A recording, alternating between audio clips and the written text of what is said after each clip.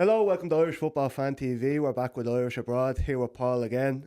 Paul, we're going to be covering the last week or so. We missed last week because two of us were at the Bows and Rovers game on Sunday, but I think it's about time we start reconsidering the name of this show because I think it's about time we call it the Troy and Adam Show. It seems like we talk about them two every week. Yeah, Troy for AZ in Europe progressed to the next round in a game against Galatasaray. He scored in the first round. What do you think? yeah. As you say, yeah, we're talking about them every week, but isn't it great to be talking in a positive way about Irish strikers doing well? I know it's Irish abroad and Scotland's not that far away with Adam, but like to see Troy going and doing what he's doing. He's leading the line in the Europa League and getting his team into the next. I think it's the round of 16 now for the Europa League, and they'll come up against Spurs, his former side, but. He obviously scored in the first game with a penalty. But I watched the game on my way out to the Shamrock Rovers and Molde game. I actually watched the game on the Lewis, and I just thought he played really, really well. I thought Davinson Sanchez was trying to bully him a lot of the time, and he was just getting the better of him, and he was just doing little fancy flicks and stuff like that. But also just playing very confidently. Just doesn't look phased. Looks comfortable again at this level, which you know for a few years he didn't seem like even when we did the interview with him, like he said he wasn't very happy with how the loans went, and he was quite annoyed maybe how because the goal was to do well and then go back to Spurs and smash it, but or sorry, smash the loans and go back to Spurs and play. That didn't obviously happen, so now he'll have a bit of extra motivation. Sorry, I think now going to play against Spurs in the Europa League. Now look, him and Ange, they obviously didn't spend too much time together or whatever, so I don't say he has too much hard feelings. And the last game they played, sure, they were spotted kind of hugging each other, so it seems like there's a good relationship there. So I don't see him going back there feeling like he might go back with feeling like he has a point to prove, but I don't think there's any bitter feelings about how it worked out at Spurs. I think it's worked out well for the two of them. Yeah, and as you said, they won the first leg against Galatasaray 4-1. They drew the second game 2-all, progressed through to play Spurs, his old team. And there's this kind of narrative going around about him now that he like only scores penalties, but if you watch AZ, it's just like the first thing from the truth because he's so important how they play. He's his hold up play, him dropping in and getting the ball. He's just crucial to how they actually play. And if you take away all his penalties, he's still their top goal scorer. So I think he's one of their best players, at least going forward anyway. I don't recall the Roma goal being a penalty. No, So he scores all the time. as you said, it's just a myth. People just want to find reasons to criticize players or whatever. Listen, he's absolutely smashing it. It's great to see an Irish, I'm going to say a kid, go over and just do something out of the norm and smash it. Yeah. And that's what he's done. He's having a really good season in the Europa League. He's having a really good season personally. They probably want to be higher up in the league, but again, they won again today. So they're on the right track. Yeah, I don't understand the need for people to try and, take down Irish players. It's an Irish thing. It's an Irish trait. I suppose so, unfortunately. But we have two strikers who are in top form. Adam Idah being the second one, and last week he scored another fantastic goal against Dundee United. I would say probably the best goal by an Irish player this season. Off the top of my head, it's probably right up there. From the left corner of the box, catches it on kind of the half volley and wraps it to the far top corner, and absolutely nothing the keeper could do about it. It was a easy enough win for Celtic, but he's in top form as well, Adam Idah. Yeah, I think it goes to show the confidence he has at the moment. He probably feels like he can score in every game, same as Troy. Obviously Celtic, they crashed out of Europe the other night with a last minute goal by Alphonso Davies, which was a cruel goal because Celtic had played so well. So look, it was unfortunate, and I think we're talking about Adam doing so well now. It wasn't the case last year. We were talking about Liam Scales doing so well, and Adam maybe not doing maybe as well. Now it's almost the opposite. Yeah, it's interesting with Liam Scales. He's not really getting in that much anymore at the moment with Trusty, I think it is, playing alongside Carter Vickers, and it cost him against Bayern Munich, I suppose. I don't want to say that if Liam Scales was there, he would have prevented it, but I think Liam Scales is more than enough quality to get into that Celtic side. Yeah, I think Rodgers really likes him as well. So I don't know, maybe like his form seems to have dipped a little bit since he got that sending off against England. I don't really recall him having too many great games since then. So I think maybe his confidence has suffered a little bit maybe from that. So hopefully if something happens to maybe one of their defenders or a suspension and he comes in and he reclaims his spot and starts doing well again and get back to the level that he was at last season. And you forget, like, he's a versatile player. He could play left back, even at Aberdeen and at Rovers before that. He's playing left wing back. So very good at it too, scoring a lot of goals for Rovers, isn't he? Can play a number of positions across the back. Also, just in Scotland for a minute, Celtic actually lost this week against Hibs. Rangers didn't catch up on them because they lost themselves to St Mirren, and thanks to probably a Killian Phillips man of the match performance. So interesting to see how that goes for him in the future. Moving on to a player who played yesterday, who you want to talk about, Jake O'Brien. Again, playing excellent at right back for Everton against Man United. Didn't end up getting the win, but a 2-2 draw against Man United nonetheless. Yeah, look, Jake O'Brien's been absolutely faultless since he's come in. Played for, under David Moyes. Everton have lost one game. David Moyes' first game against Aston Villa. They won the rest and drew against Manchester United yesterday. I think Jake O'Brien has proven that he's more than good enough at Premier League level.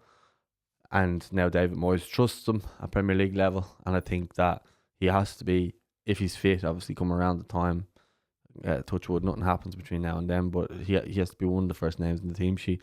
And if Ireland want to set up that way, you could have your back three, or if you're playing with a back four, you make it the four, but then tuck in to a back three like Everton do. I think Hamer could learn a little bit from what David Moyes has done with Jake O'Brien, if he wants to try and get him into a system there, because I know he's done it with Omar Bamidele, and it wasn't Matt Doherty. It was Darragh O'Shea, yeah. And then Matt Doherty came in as well. But Matt Doherty's doing well in a back four. He's been doing really well. He done an interview the other week as well, with Off the Ball, talking about kind of his form and wanting to come back into the Ireland setup and all. And he just seemed to be. It was a good interview. I think if you haven't seen it, you should probably go and watch it. I thought it was really good. But I think with Jake, if he's not playing right back, he has to play centre back because he's playing every single week. And Darragh O'Shea, I think, has to be in there too because he's playing every single week as well with Ipswich, and he's one of those players who's just gotten progressively better without like star performances.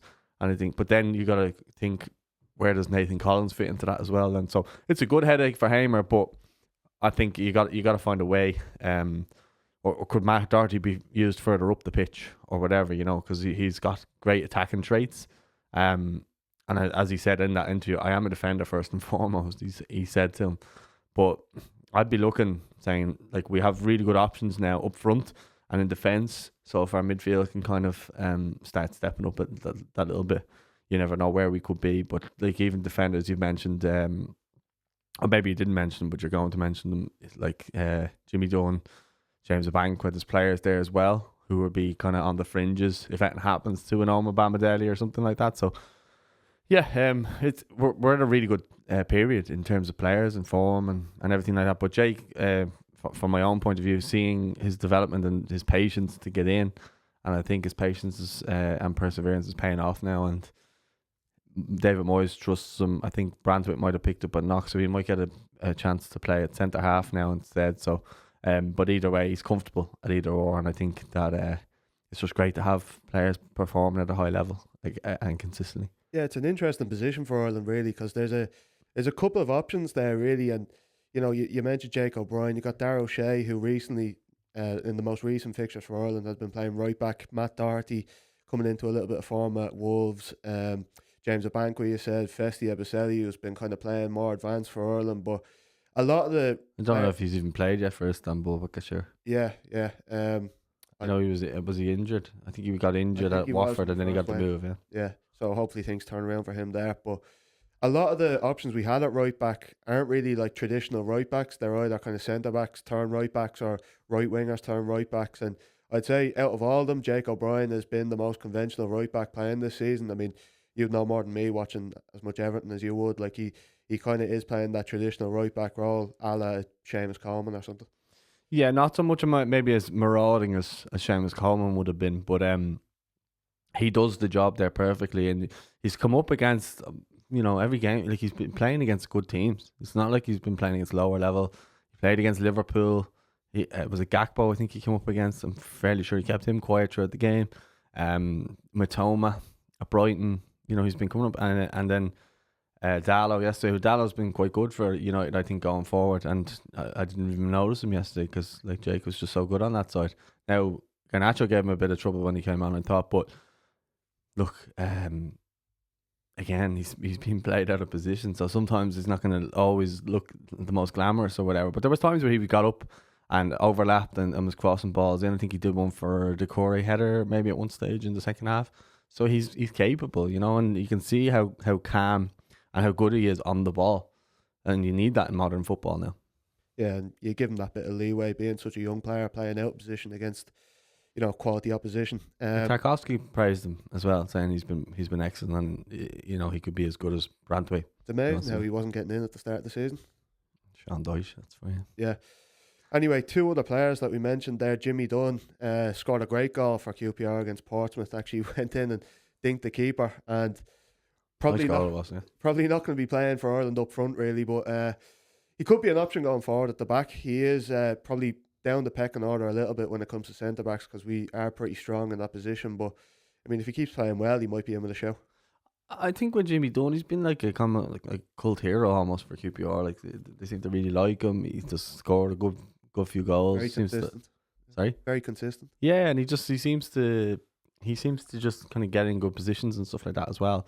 As well as being a good defender. He's been on the fringes a couple of times. I just think at the moment he's just a little bit unlucky that there's just players that are playing ahead of him all the time in terms of at a higher level, and that's ultimately why he's not getting in.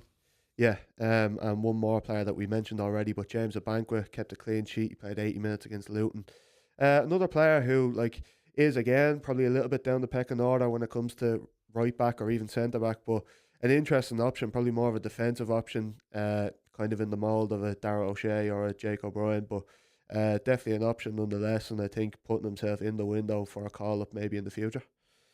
Yeah, I think he'll be more key to the 21s. Yeah, because I know Jim Crawford really likes him, and I think if Andy Moran's not playing, he'll probably be captain of the under 21. So I think he'll spend another year probably developing, and if something happens or if he has a really good performance, maybe with the 21s, he might get a call up. You just never know. But the games in March are going to be huge, and I don't think it's an occasion really to bring a banquet. I say huge. I mean it's a playoff to stay in the Nations League. So it's not that huge. But what I mean is just for him, he could have a really strong end of the season and be more inclined to come in at the end of the season and be in the squad rather than now, it's in a couple of weeks' time. But look, football's a funny old game. We didn't expect 6 weeks ago to be sitting here talking about Jake O'Brien being played consistently as a right back. So things can change pretty quick in football. So I wouldn't rule it out. I think he's definitely good enough. He's been playing in the Serie A, so for me, if you can play Serie A, you can play international football. Yeah, I agree with you. Probably playing very well at the moment, but one for the future more so. Mentioned Andy Moran as well. He got an assist for Stoke for Lewis Baker in a loss against Norwich. Oidmore Maku also set up a last-minute winner for Millwall against Derby. And then one more, Will Keane scored a goal in a loss to Coventry. Just wanted to touch on Evan Ferguson. He made his first 2 appearances for West Ham, and bit part appearances. He came on his first game off the bench at half time. He came on for I think Paqueta was up front, so they didn't really ever recognise number 9, and then he came on and played up front, and by all accounts did very well. Didn't get on the score sheet this weekend. He only played a very bit part role, so just getting your thoughts on his move so far. There's not a whole lot to talk about. I think someone put up that when he played last week, he gave West Ham a real focal point, which they were missing. As you mentioned, Paqueta is not a striker, but he's a top class player. But that's why City wanted to sign him. But I think with Evan, look, what he needs now is a run of games. And look, it's nearly March now, so he might not get in straight away. But maybe the international break they might look at that as a period to play him for Ireland, and then maybe he takes the fitness from that back to club level, and then he could really kickstart the rest of the season. You never know. But for me, personally, I think Troy should be starting, and then you choose his partner. I mean, we're talking about Adam Idah and Troy Parrott. They know each other so well. They're kind of different players. So, for me, they would be the starting 2 at the moment for me. But we've seen John O'Shea continuously pick Evan Ferguson, so he sees something maybe we don't. Yeah, I'd agree. Evan, I'd say out of all of them, has the most natural ability, but it's just finding that form again that he had at one point with Brighton. I think it's hard to say that he'd get in ahead of either Adam or Troy at the moment. I think they're pretty nailed on to start for Ireland in the upcoming games against Bulgaria. Just one more. I know we moved on from defenders a little bit, but Dara O'Shea, who's been captain for Ipswich for the last few games, they lost this week, but the week before against Aston Villa, they went down to 10 men and still drew 1-1. And I think he was one of the best players on the pitch. He was making blocks and interceptions, winning headers, everything. He's really in a situation that's getting worse and worse. It seems like for Ipswich, he's really kind of standing out as probably one of their best players. I think it was the same with Burnley as well. I think Scott Barker didn't want to lose him. You see with Dara O'Shea, he's like a natural born leader. You can see that in him. And he's just going to gradually progress. It's not a case of,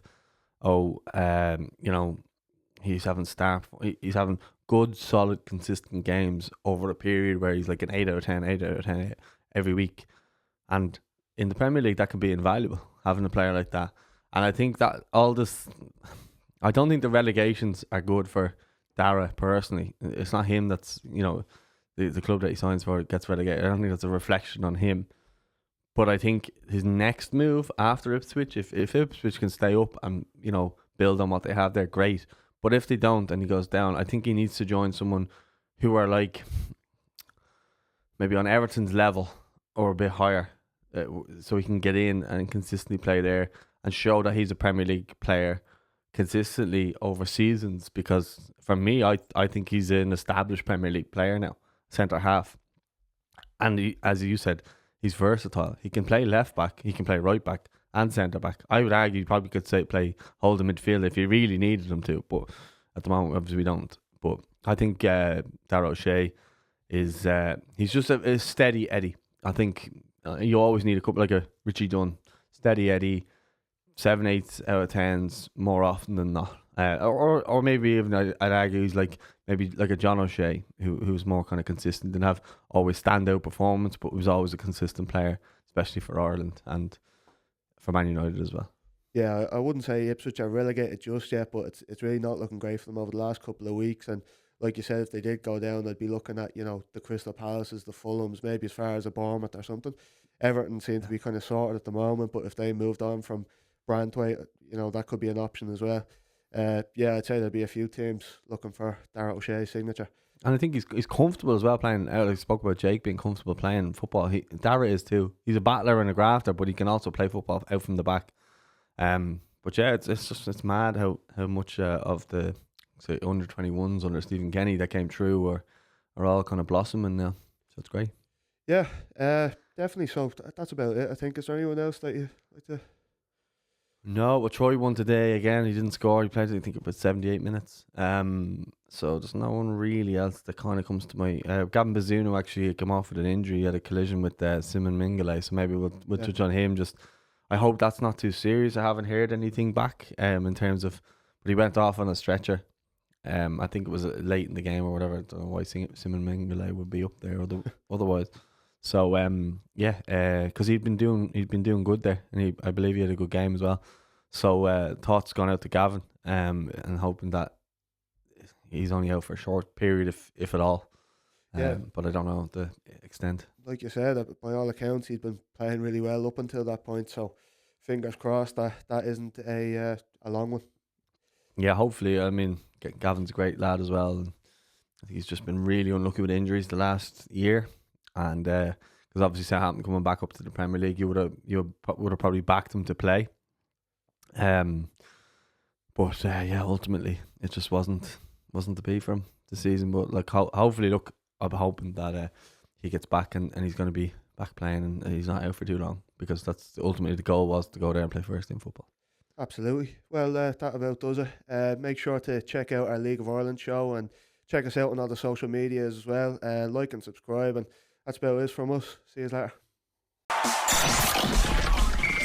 And that's a wrap for this episode of the Irish Football Fan TV podcast. Thanks for tuning in and being part of the conversation. Don't forget to subscribe to the podcast on YouTube, Spotify, Apple Podcasts, and anywhere where you get your podcasts. And give us a follow on social media for all the latest updates, interviews, and fan reactions from the world of Irish football. If you enjoyed today's episode, be sure to leave us a review and share it with fellow fans. We love hearing from you, so feel free to drop your thoughts and questions in the comments below, or hit us up on Twitter, Instagram, Facebook or TikTok. Until next time, keep the green flag flying high, and we'll see you on the next episode of the Irish Football Fan TV podcast.